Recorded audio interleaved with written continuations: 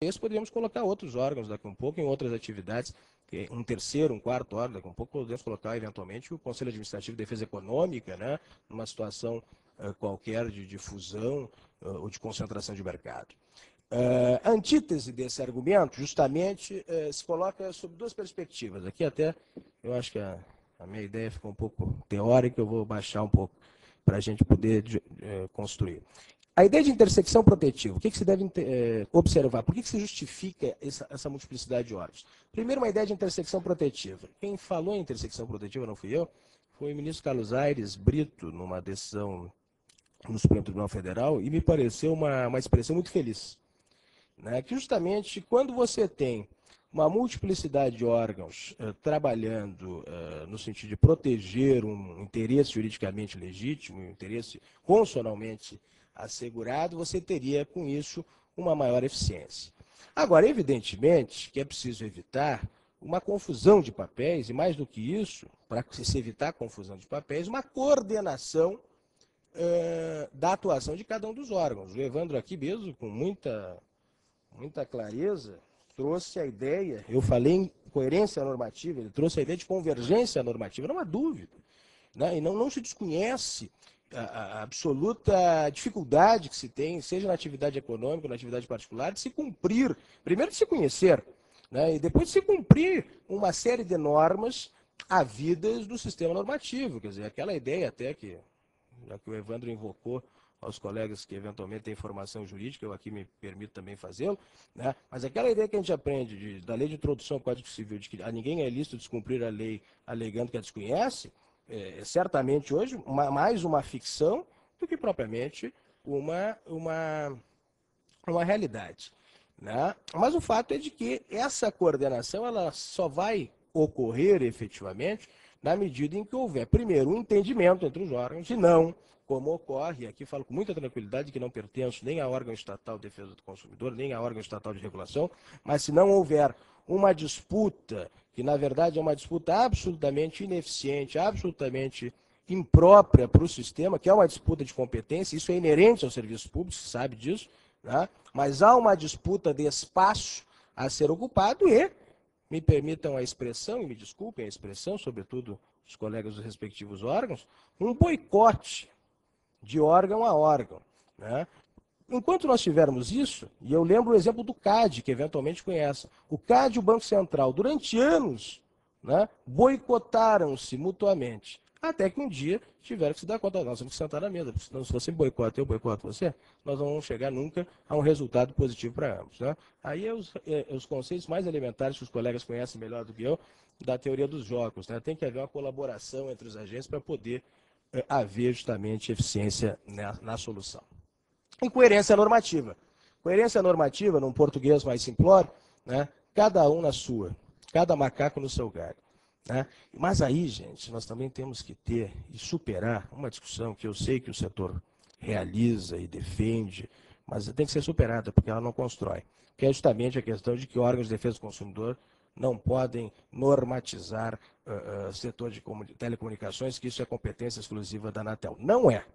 E nunca os senhores conseguirão, quem defende isso, então são todos, nunca conseguirão convencer, seja o Poder Judiciário, seja digamos, o mundo jurídico, de um modo geral, de que ocorre isso. Isso não ocorre, isso tecnicamente não é correto, é um argumento importante, eu sei, dentro de um ponto de vista de discussão e de tensionamento natural e legítimo, mas esse argumento, para se construir uma ideia de convergência normativa, como disse o Evandro, e no nosso sentido de organização dessas normas, dessas competências, esse é um argumento que também não pode estar presente, sob pena de invalidar os esforços.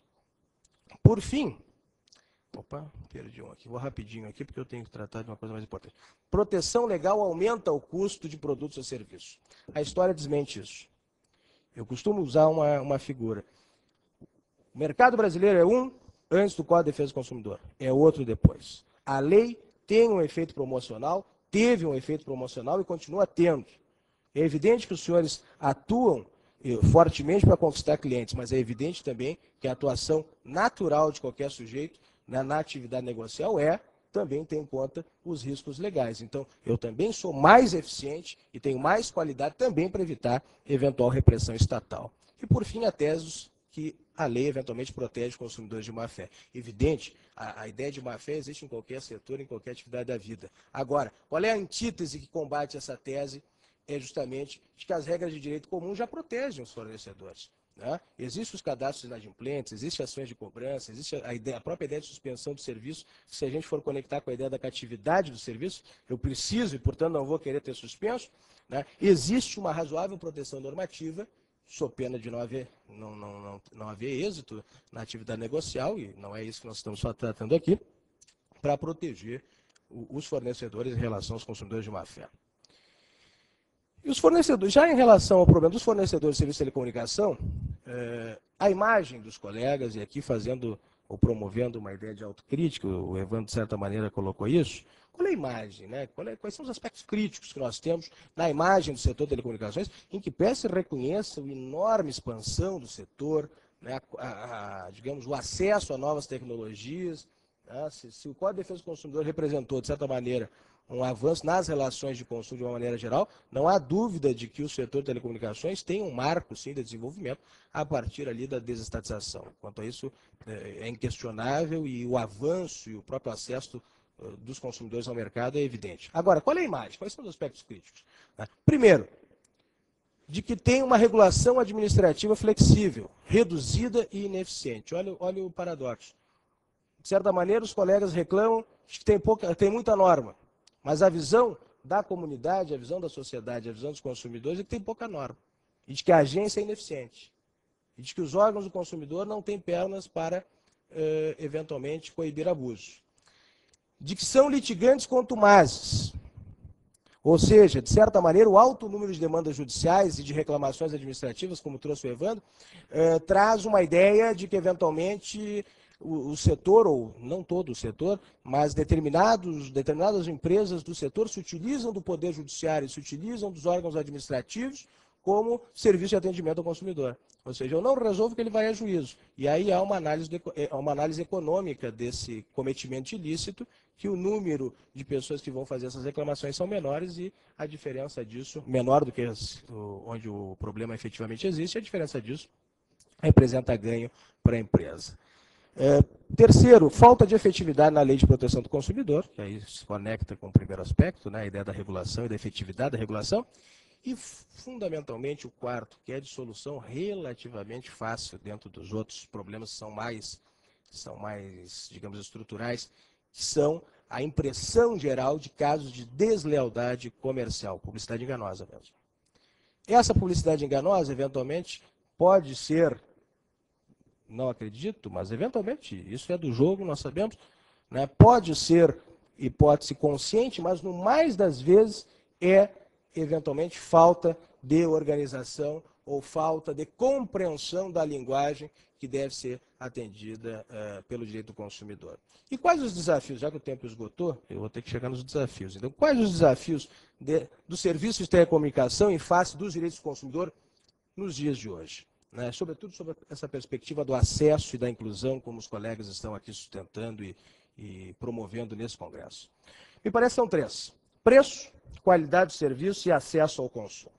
Aqui, de certa maneira, o direito do consumidor pode ser um poderoso aliado numa visão nova, justamente, dessa relação entre consumidores e fornecedores.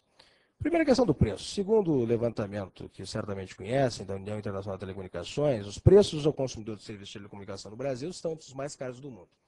Essa metodologia da UIT é uma metodologia um pouquinho discutível, porque divide pela renda per capita do país, então não é exatamente uma metodologia absolutamente, na minha visão, a melhor.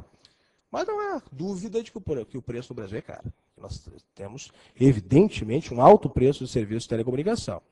O governador Rigaud esteve aqui e colocou um dos aspectos que, evidentemente, tem que ser considerados, que é a alta carga tributária, falou em 42,7%, né, de tributo sobre a receita líquida do setor. Né? Existe um outro componente, que é um componente que faz parte da política, de universalização do serviço, que é justamente a ideia da solidariedade tarifária. Consumidores atuais pagam por consumidores futuros.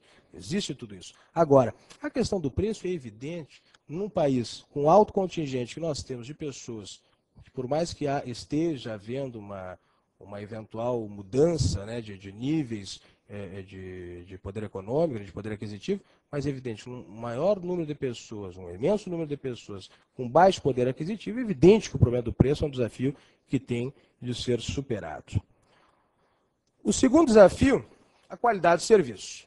Nessa ideia, eu mais ou menos trago genericamente o que o Evandro um pouco trouxe com números dos seus respectivos cadastros de reclamações, problemas com a continuidade e velocidade do serviço. Né? E aqui tem um problema de informação, como ele disse. Esse problema de informação, inclusive, tem a ver com vulnerabilidade tecnológica. Eventualmente, os senhores vão alegar muitas vezes, mas nós informamos, mas não adianta informar se não é compreendido. E eu uso o meu exemplo muito particular nesse aspecto. A linguagem tecnológica da computação, para mim, é um mistério. Então, o sujeito me dizer que são tantos ou quantos megabytes, ou tantos ou quais, tanta ou qual velocidade, isto por si não é suficiente. Tá? Falhas no atendimento ao consumidor, a ideia do pós-venda, a questão da renegociação e a prevenção dos litígios. Cobrança de valores não informados regularmente. Esta aqui, até me surpreendeu não ter aparecido o levantamento do Evandro, assim, com maior presença, né? Mas isso aqui é realmente campeão. Não é nem que não seja devido o valor, mas é que não foi informado corretamente. Eu não sabia que estava pagando isso. Eu não sabia que o valor era esse. Né? Falta de clareza nas informações prestadas sobre os valores devidos. O modelo de negócios dos senhores, evidente que tem um elemento intencional aqui, óbvio, trazer mais negócios para a cesta, né, de produtos oferecidos, mas ela é complexa. É um modelo complexo. Né? Há uma soma de serviços que não se distingue exatamente o valor de cada um e o modo de remuneração de cada um. E, por fim, o descaso, um certo descaso em relação à vulnerabilidade tecnológica, ou seja, exatamente essa ignorância da massa de consumidores sobre aspectos de tecnologia que para muitos dos senhores e para os seus colaboradores nas respectivas empresas é trivial, mas para o consumidor não é. E isto, o desconhecimento, está na fonte de grande parte dos litígios que se estabelecem no setor. Por fim, e aí terminando mesmo, super esgotado o tempo, acesso ao consumo. Terceiro paradigma. Aqui, talvez, uma nova visão do direito consumidor por parte dos colegas. O grande desafio hoje do direito consumidor é um novo paradigma, quem diz isso não sou eu, é um professor argentino, presidente da Suprema Corte Argentina, Ricardo Lorenzetti, é o paradigma do acesso a bens. O direito consumidor hoje tem uma visão prospectiva de assegurar o acesso aos bens de consumo, aos novos bens de consumo. É preciso assegurar esse acesso. Né? No caso brasileiro, é a readequação dessa equação, novas tecnologias, né, evolução tecnológica com preço. Né? A própria ideia de novas metas do planejamento estatal, os colegas conhecem certamente melhor do que eu, mas quando nós tínhamos a figura da regulamentação, de uma maneira geral, da Anatel e do plano de metas, né, eu me lembro, os colegas lembram que antes da alteração via decreto dessas metas, se trabalhava com a ideia do famoso orelhão, do telefone público, que é alguma coisa que hoje é superadíssima. Né? Hoje se trabalha justamente numa ideia de novas metas de universalização, novos prazos para essas metas de universalização, então adequação da atividade negocial ao planejamento estatal e vice-versa, né, estabelecendo um diálogo que permita esse acesso ao consumo do maior número de consumidores. E o acesso às telecomunicações como política de inclusão social. Aqui tem tudo a ver, certamente, com a ideia base sustentada pelos senhores dentro, digamos, da sua visão institucional, que é justamente que a informação hoje é o grande bem, né, economicamente, socialmente valorado na sociedade da informação ou na sociedade de consumo, e dessa maneira o estabelecimento, a conexão dessas metas de planejamento estatal com políticas de inclusão social, barateamento da tecnologia e do acesso, certamente está na pauta dos senhores, e o direito do consumidor, nesse sentido, é um aliado poderoso no encaminhamento destas questões. Desculpe pelo demorado o avanço do tempo, mas agradeço imensamente a atenção dos colegas. Obrigado.